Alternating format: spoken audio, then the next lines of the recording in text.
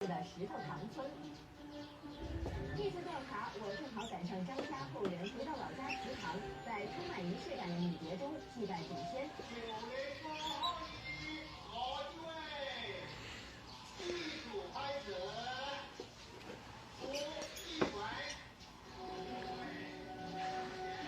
祭祖之后的家宴是这个大家族难得的相聚。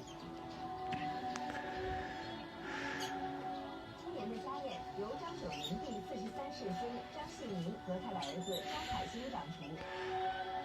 大多数家族同胞都外出谋生，而这父子则选择留在老家经营农家院，方便照看祠堂。